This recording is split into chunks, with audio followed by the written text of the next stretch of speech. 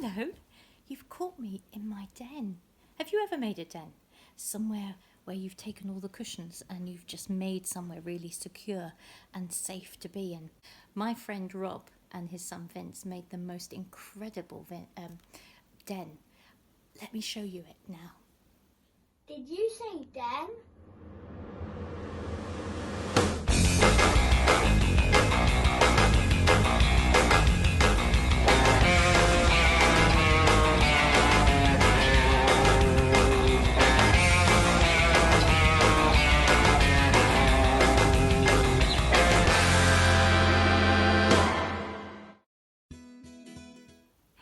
Did you like that? I wonder if you could make a den like that. I'd love to see a photo of you in your den.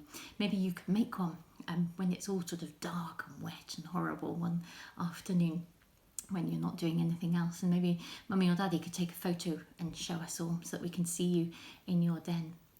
And being in that den reminded me of a wonderful story that we can find in our Noah's Ark Bible, and it's about a man called Daniel. Now, Daniel was a really, really lovely, good man. He loved God, and he worked for a king who didn't love God. And one day the king made a rule, and he said the rule was this, that you mustn't pray to God. You mustn't talk to God. The only person you can worship was him as the king. Well, what could Daniel do? How can he not talk to his God?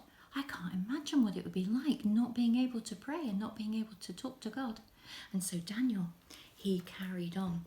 He still prayed, even though the king had said not to. But there were some people who worked for the king as well who saw him, and they were a bit... And they went back to the king and they told on Daniel. They tattletaled. They went back to the king and they said, "Oh, king, Daniel has been praying. Now he must be really punished." Now, when we do things wrong, our punishment is maybe we have to miss something or we have to do something. We have to say sorry. But Daniel's punishment, he was going to be thrown into the lions. Now, I've got some of the lions here from Noah's Ark, and I've brought them home to my table. Now, I don't know about you, but I don't think I would like to be in with lions. But Daniel had to be. And that was part of what he needed to do. And the Daniel was thrown into a big pit. And they called it a den that was full of lions.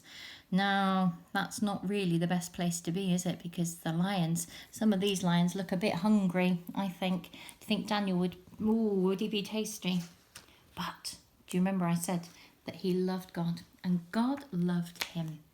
And so, all that night, God made the lions' mouths stay shut.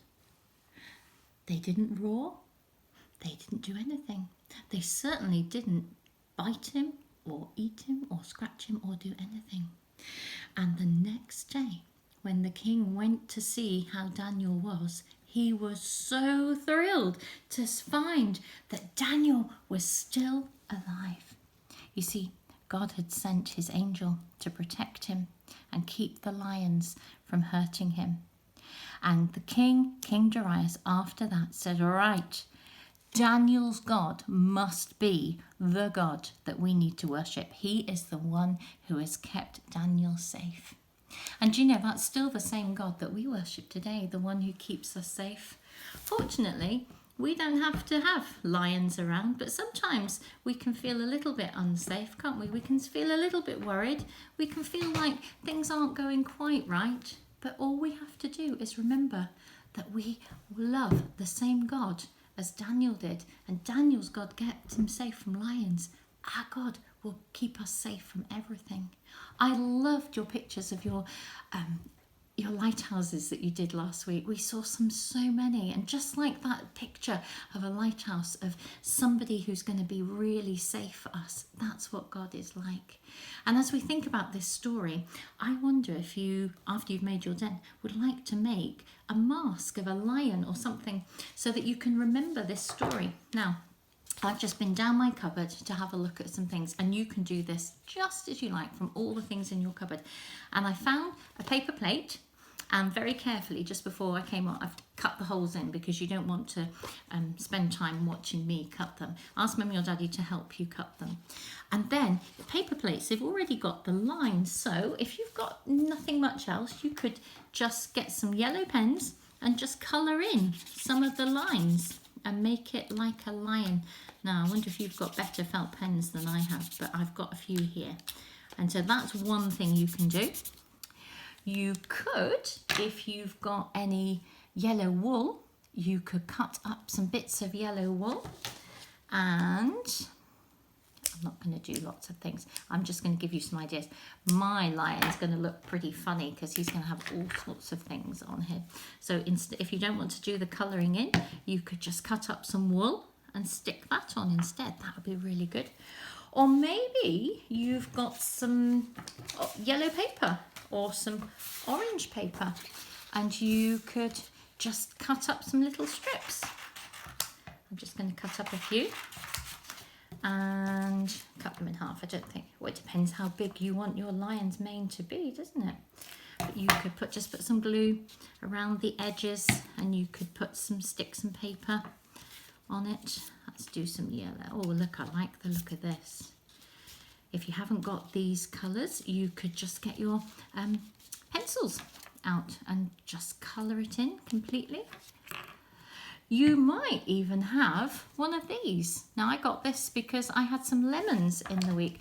Now, this would make really good mane because I'm just going to cut a little bit like this and then put a whole load of glue around here. Look, oh, look at this. And then just roll it out and look, and stick it. And look, there's, oh, I'm liking that one. So it doesn't matter quite how you make your mane, you could do it. Don't forget, he needs some ears as well. Now, I've just picked up an old envelope, and I'm going to just cut a shape that looks a bit like an ear out. And because it's an envelope, there's 2 of them.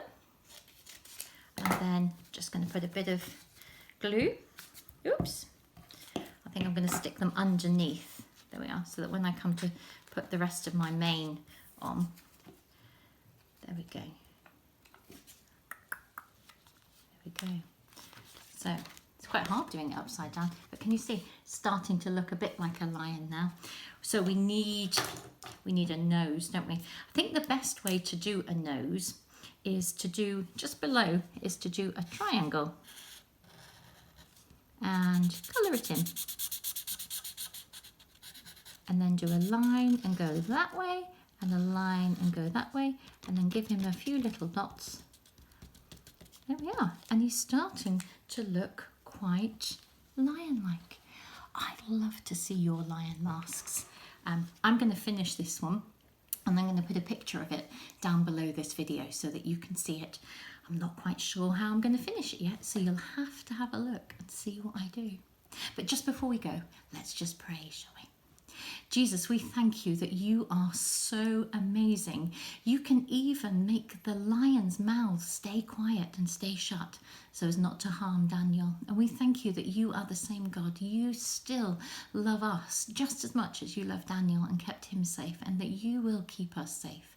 And when we ask you and we talk to you, we know that we can feel your safety because you love us. Thank you. Amen. Lovely to be with you. See you next week. Bye.